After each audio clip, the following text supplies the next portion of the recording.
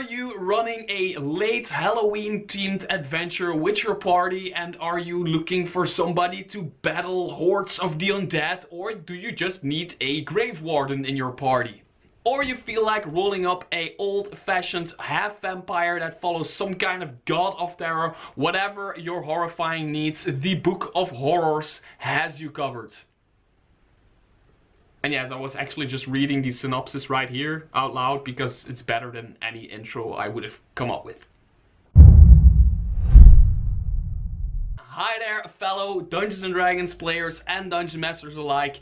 Like always, I just want to say thank you for being on my channel. We now passed 3,500 subscribers. It seems like a little channel. It still is a little channel, but my community that I have right here in the comment section, over on Twitter, over on Discord, it's so freaking amazing. I love all of you. If you like this video or any video, make sure to click the thumbs up. Really helps me out. But what really helps me out is just hitting that subscribe button and the bell button next to it and turning on notifications. That really helps a small YouTuber like me out a lot, and I appreciate it a lot. If you have any questions, if you have any concerns, if you have any tips on my channel, or you want to just tell me how cool I am or whatever, just put it in the comments below, and I try to answer each and every comment I get, as long as that's manageable, of course. Also, as you can see, I just decided to put some fruit baskets, old fruit baskets, right here with a collection part of my collection D&D. Part of my D&D collection right here, because I thought, just what the heck, why not put part of my D&D collection behind me when I'm talking about D&D? Makes sense, right?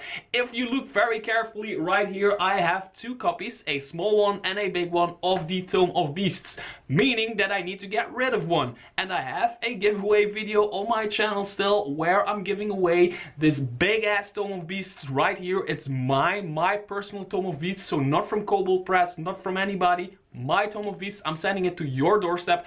All you need to do is click the video somewhere right here or in the description below or wherever YouTube puts it, and go to that giveaway video, comment on it, subscribe on my channel, and that's all you need to do to have a chance to win your own copy or your second copy of Tome of Beasts.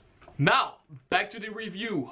The Big Book of Horrors by PB Publishing. It was sent to me by PB Publishing himself, which is Phil Beckwith or something. I'm probably murdering the name. Phil has sent me the Big Book of Horrors, and if you do not know who Phil PB Publishing is, type in his name in the Dungeon Masters Guild and you'll see he has a load of stuff on the Dungeon Masters Guild. But right now he has his own website where he publishes stuff by his company PB Publishing, and it is not all necessarily written by himself. For example, this one has been written by Cody Folk. It says right here. I have never heard of that person, but I have his module in my hands and I actually kind of like it. There's actually only one thing I really dislike about it, but that's entirely personal preferences. Other than that, this thing is just very cool. And the thing that I dislike about this module is this, the cover. I have a thing where I do not like typical cliche Halloween stuff. I am not into typical, stereotypical cliche Halloween. I'm not into cliche Christmas. I'm not into cliche New Year's. I'm not into cliche anything of those things. And Halloween is just one of those things. And although this Big Book of Horrors actually doesn't really have anything to do with Halloween, except the fact that they talk about Halloween on the back.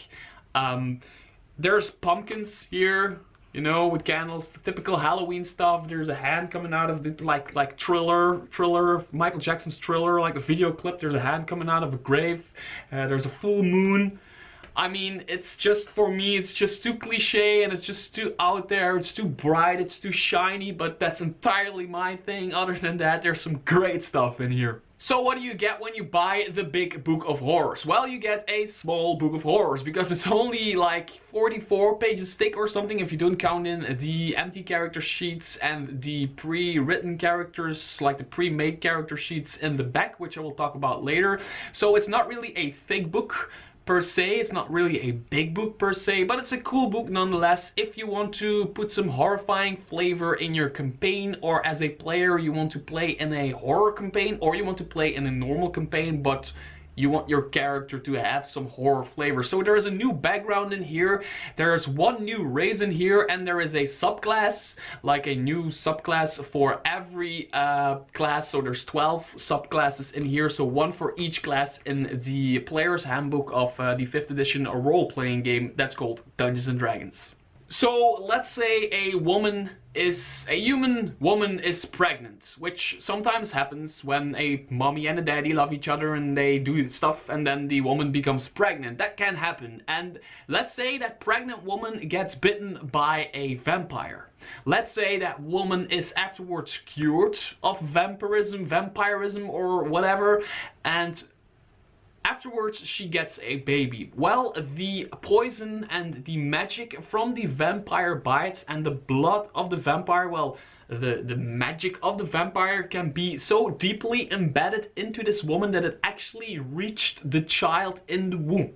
And this child gets born, and once it becomes a little bit older, it actually discovers that it's some kind of a hybrid between a human person and a vampire, and what we call that is a vampire, a dampier. That's what it says right here, a dampier. I don't know if I'm pronouncing it correctly, but that's the way I'm doing it, a dampier. A dampier. Okay. Perfect. Now, the Dampier is some kind of a hybrid between human and vampire, which is very cool.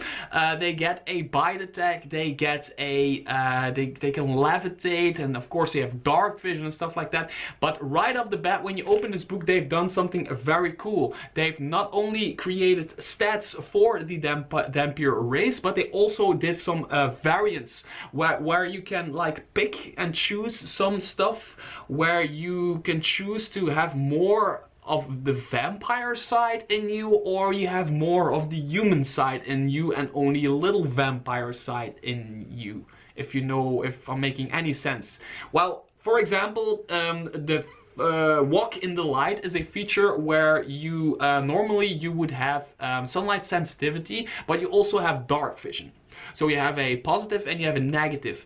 Walk in the light takes away the sunlight sensitivity, but it also takes away the dark vision. So you're a little more human than you would expect as being a Dampier, and you can like pick and choose a little bit here to become like a human vampire, but you can choose the scale in which you are, what you are most of the two, which I think is a very cool way of looking at it. Then you have the subclasses, and I'm just picking and choosing a few I want to show to you guys, because like always I don't want to spoil the entire module for you, but I want to give you a basic idea of what the module is actually about. For example, there is the Bart College of Dread.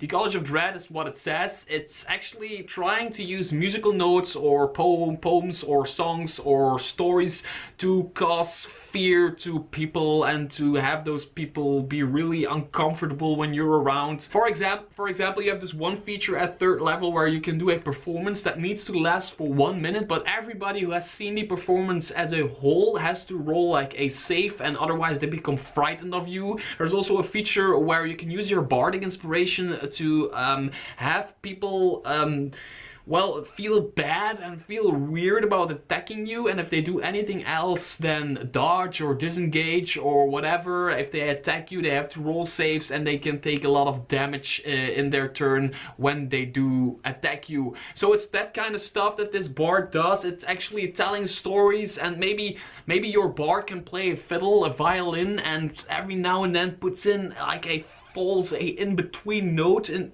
yes, I've played violin in the past. An in-between note or something that doesn't really does it, and it's not really on the right pitch, and that really makes people uncomfortable or something. There's a lot of different ways to flavor this kind of Bard, and I actually like it very much. The fear domain of the Cleric is another interesting one. At first when I read the title I thought it was just a Cleric that was kind of causing fear everywhere, and it was kind of the Eldritch Blast of the Clerics, but it's actually not. It's a very clever system where if you as a player decide to cause fear with any of your normal Cleric abilities, this subclass actually adds upon that. For example, if you cause fear, people who are afraid of you, who are frightened by you, actually also take physical damage. So they become so frightened of you that they like are really fixing their muscles and they're like hurting themselves because they are so afraid of you. It's like when you've been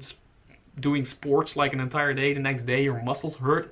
Well, it could be the same kind of pain, but worse, because this cleric does a lot of damage extra, but you really need to put a fear in people's eyes and brains if you want to play this one. And I think it's very cool, and the artwork of this one is one of the coolest artworks in this book, to my opinion.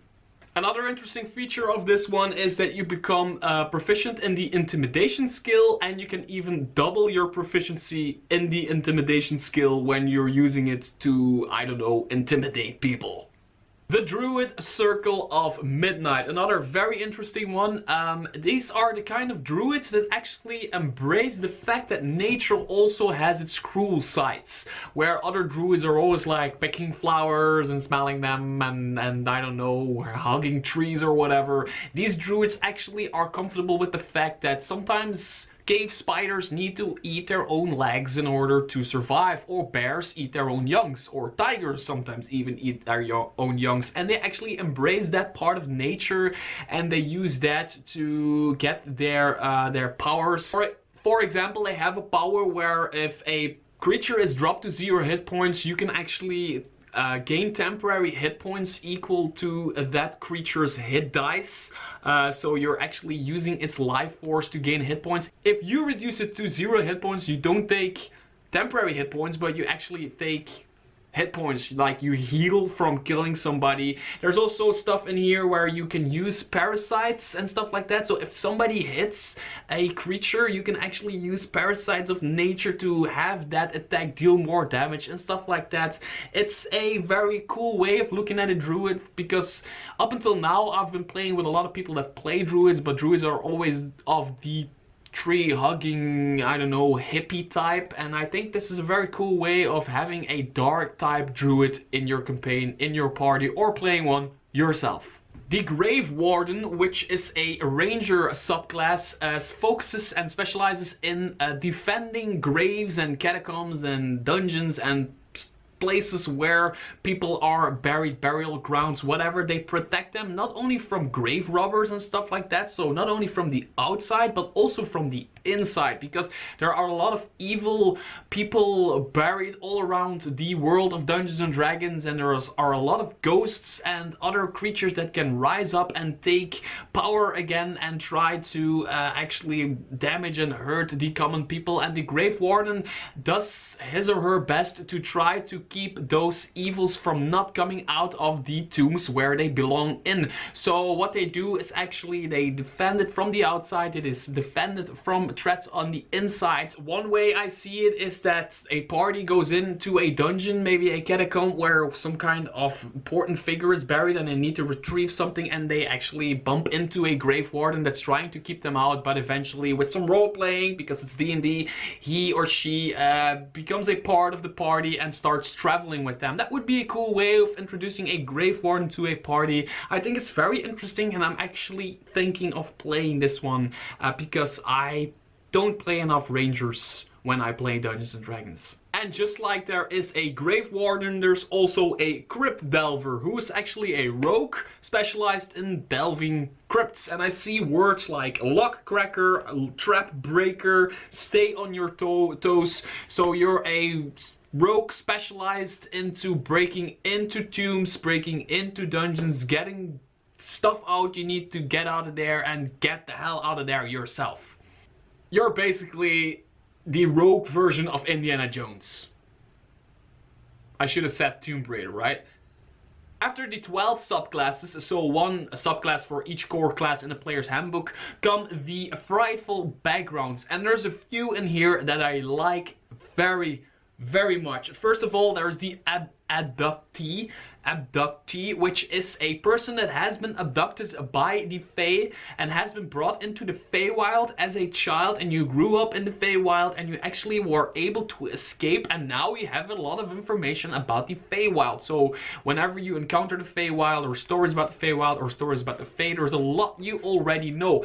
Another one which is really interesting is the horror survivor. You actually are the survivor of, I don't know, a terrorist attack or a orc attack or maybe a tsunami or whatever. Anyway, you survived a great horror that killed a lot of people, but it didn't kill you. But as a result, you actually have little caches, like backpacks, emergency backpacks full of food, drink, blankets, stuff to make fire, to live out in the woods. You have them hidden all around the world where you have been once. So if you have been somewhere, you have one of these things laying around. You put it somewhere on the street, in a corner or somewhere. You just hide them, and at any moment's notice you can get the hell out of a city, you can get the hell out of somewhere where you are, and you can just live out in the forest or whatever, whenever you want. Another background I really like very much, and this might be the most interesting background I've ever read. It's very simple, it's just a basic idea, simple idea, but I like it very much, and it's called the Resurrected. You are actually a person that has died and has gotten resurrected by a priest or something, or a temple, or a god. You were resurrected, which probably normally wouldn't change anything about you, and it actually doesn't really change anything about you. You're the same person, you just live your life and you can die another day. But the thing is, and that's the feature of this background, which is actually very funny and can bring a lot of role-playing possibilities, is you actually always can strike up a conversation. People, normal people, common folk, bartenders, bards, people, if you want to get the attention of somebody, you always have something to say. You always can bring up the fact that you are resurrected, and people will always be interested in the fact that you are a resurrected person, because they want to know how it felt, they want to know if you've seen the afterlife, they want to know all kinds of things about you, and maybe you can tell them if they do something for you in return or something like. It's like say if you walked on the moon.